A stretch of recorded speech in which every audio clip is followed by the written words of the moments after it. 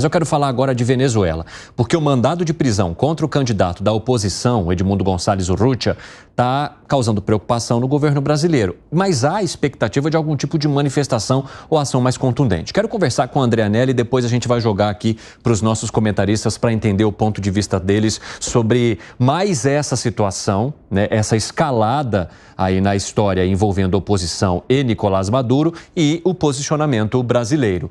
Aliás, o país entende que isso dificulta alguma possibilidade de negociação, Anelli? O que você conta para a gente hoje? Bem-vindo. Exatamente isso, Evandro. Muito obrigado. Boa tarde a você, boa tarde a todos ligados aqui no 3 em 1 da Jovem Pan. O assessor para assuntos internacionais da Presidência da República, Celso Amorim, deu declarações hoje em entrevista à agência de notícias Reuters, afirmando que existe uma preocupação do governo brasileiro em relação à situação na Venezuela por conta das eleições do último dia 28 de julho, que não tiveram as atas eleitorais apresentadas ainda para comprovar esse resultado. E, nesse contexto, Celso Amorim acabou dizendo que existe sim um autoritarismo e uma tentativa de intimidação por parte do regime de Nicolás Maduro. É uma mudança, de certa forma, em relação aos discursos anteriores adotados por Celso Amorim, que eram mais vagos no sentido de fazer com que a Venezuela apenas apresentasse os documentos necessários para comprovar o resultado das eleições, que, segundo o governo venezuelano, deram a vitória para Nicolás Maduro, reelegeram o que hoje a maior parte do mundo considera como um ditador, diante de Edmundo Gonçalves, que, de acordo com organismos internacionais, alguns poucos que puderam fazer um acompanhamento, ainda que à distância das eleições, apontam a vitória dele com cerca de 67% dos votos. Então, Celso Amorim acabou fazendo críticas nessa que é considerada a primeira vez que ele se manifesta dessa forma em relação à Venezuela.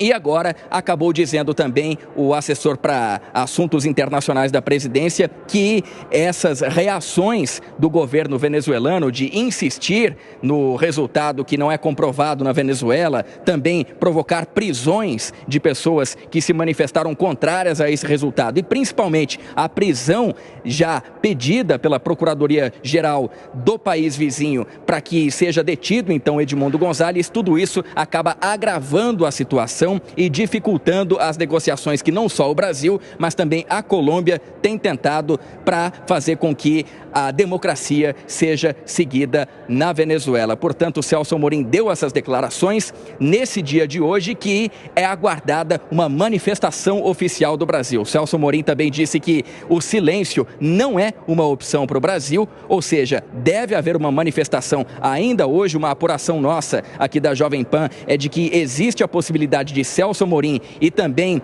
o ministro das Relações Exteriores, Mauro Vieira, se reunirem com o presidente Lula antes de ser divulgado esse novo comunicado do Brasil, se manifestando a respeito da situação na Venezuela, e deve ser um comunicado um pouco mais duro, já condenando então as atitudes de Nicolás Maduro, mas sem, de certa forma, tirar o Brasil daquele cenário que o governo brasileiro defende, que seria então o de mediação desse conflito. Diante dessa crise que se abala, que abala não só aqui o governo federal por conta das repercussões da Venezuela, mas também a crise dentro do próprio país, o ditador Nicolás Maduro acabou anunciando no dia de ontem, durante um programa de auditório que ele apresenta lá na Venezuela, que vai antecipar as comemorações do Natal. Parece uma trollagem de internet, mas é exatamente essa notícia. O feriado, a data comemorativa cristã, que é comemorada entre 24 e 25 de dezembro na Venezuela, por um decreto de Nicolás Maduro, vai ser comemorada no dia 1º de outubro. Isso porque, de acordo com Nicolás Maduro, é uma homenagem à população e uma atitude que é vista mundo afora como uma tentativa também de colocar panos quentes em toda essa crise política. Evandro. Muito obrigado pelas informações, Andrea Anelli. É cada uma. Gente, eu fico impressionado. Programa de auditor. Não, e do nada, daqui a pouco a gente vai trazer as imagens aí para vocês, né? Mas do nada, chega setembro, você já bota uma luz lá na tua sacada, já arruma a tua árvore de Natal, porque o Natal, que que na tradição cristã está comemorando o nascimento de Cristo. Então, você adianta lá o nascimento, coloca lá no dia 1º de outubro, comemora, faz lá a sua refeição, deseja Feliz Natal para todo mundo, mas o resto do mundo está ardendo em chamas, coisas acontecendo. E lá na Venezuela, Natal, para tentar abafar um pouco a situação de caos que foi provocada pela possibilidade de fraude nas urnas. Gustavo Segré, eu quero te ouvir com essa. É o primeiro que eu quero ouvir hoje. Obrigado, Evandro. Não foi a primeira vez, não. É verdade. Não foi a primeira vez. Na época da pandemia, o Maduro também adiantou, só que aí era 1º de novembro. É flexível. Pô, em definitiva, quem pode ser o ingênuo que entende que Natal tem data? A gente pode mudar o Natal, sem problema. Quem que comemorar o Natal? Pode ser todo dia. Lógico. Pô, a gente muda o dia do nascimento do Jesus sem problema nenhum. É um decreto.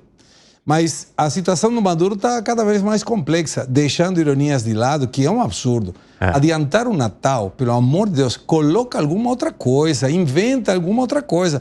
Mas ele diz, estou sentindo o cheiro da Navidade, então vamos adiantar Natal para dia 1º de outubro, como se fosse um decreto. Eu faço um feriado de Natal o dia que o ditador Maduro queira. Foi apressado um avião, o avião presidencial do Maduro na República Dominicana. E isso mostra que os Estados Unidos está pressionando um pouco mais, está tratando o Maduro agora como se fosse um narcotraficante. Pegou o avião e levou para a Flórida. O avião já não está mais à disposição do Maduro. E aí vem a pergunta, o que o governo brasileiro fará? Vai continuar pedindo as atas? Tem mais de 1.500 pessoas, um opositor sendo perseguido judicialmente. E isso sem contar, também não tem o Twitter. Mas lá foi uma suspensão por 10 dias, só 10 dias. Depois a gente vê se continua ou não. Não foi por uma exigência de representante formal no país. O Maduro entendeu que 10 dias era suficiente para suspender a rede social e suspendeu. Entre outras atrocidades que ele está cometendo. Mas essa situação de pedir a prisão, e não é somente do Edmundo González Urrutia, Maria Corina Machado também. Devemos lembrar, inclusive nos Estados Unidos estão propondo a Maria Corina Machado como Prêmio Nobel da Paz. Então, por um lado querem prendê-la e outro lado querem premiá-la. E, logicamente, a premiação equivale mais à realidade. Mas o governo brasileiro continua em cima do muro exigindo atas e sem se posicionar. E vai ficando isolado. E está perdendo todos os amigos. Nicarágua, agora Maduro. Bom, só falta brigar com o resto do mundo. Mas uma curiosidade, junto com a Venezuela, que está sendo convidada para entrar nos BRICS também. A maioria dos países dos BRICS, o Twitter não funciona. Agora 4h29, o pessoal da rádio vai para um rápido intervalo, daqui a pouco espero vocês, a gente continuará falando de Venezuela. Ô Zé Maria Trindade, como é que você avalia aquilo que Maduro está tentando fazer para conter a situação dentro do país, mas também as repercussões fora? Porque a gente está falando de 8 países que condenaram essa ação de pedir a detenção, a prisão do opositor González Urrutia. O Brasil, ele ainda se coloca preocupado, mas não diretamente interferindo ou se posicionando. Em que momento que isso será necessário ou o timing já passou? Pois é, olha, sobre essa história de mudança do Natal, eu já achei absurdo que uma vez o governador do Distrito Federal fez uma disputa pesada aqui com o PT de Cristóvão Buarque e ganhou. E durante a campanha era o azul contra o vermelho do PT. E aí o Joaquim Roriz ganhou a eleição, assumiu o governo daqui do Distrito Federal. O governo aqui é prefeitura e governo ao mesmo tempo, né? E aí veio a comemoração de Natal e ele proibiu lá Papai Noel de vermelho, não podia ter nada. Aí a gente via Papai Noel de azul para todo lado aqui no Distrito Federal. Então é algo parecido, né? Essa história de mudar a data do Natal é ridículo. Isso não funcionou nem durante a pandemia, a história de mudar a data do Natal. Dá para multiplicar. Se, por exemplo, algum presidente colocar 4 carnavais por ano, o pessoal vai gostar. Mas mudar a data, esse papo aí não rola, porque as pessoas comemoram agora e comemoram depois. Imagine, vai ter um Natal agora e vai ter outro Natal depois. Agora, sobre a prisão de um opositor desta maneira, merece a mais veemente resposta e uma resposta clara sem dúvida, que talvez o Brasil finalmente vai entrar na realidade, vai trazer o Brasil para a realidade. Olha, direitos fundamentais, direitos humanos são os nossos discursos, diriam eles, né? O PT. Então, não tem nenhum argumento para não falar dessa maneira. Eu sei, eu já me senti assim no Itamaraty, quando eu fui cobrir no Itamaraty uma crise diplomática, que eu peguei uma nota que falava assim, o Brasil vê com preocupação. Aí eu vou ter uma coisa tão grave, o Brasil vê com preocupação. Aí os jornalistas mais antigos disseram, olha, o itamaratês, né, que é a linguagem do Itamaraty, é uma língua especial. Então, esse ver com preocupação é muito grave. Chamar o embaixador para explicações é quase uma declaração de guerra. Isso era antes, essa linguagem do Itamaraty, esse itamaratês. Agora não, agora a coisa é imediata.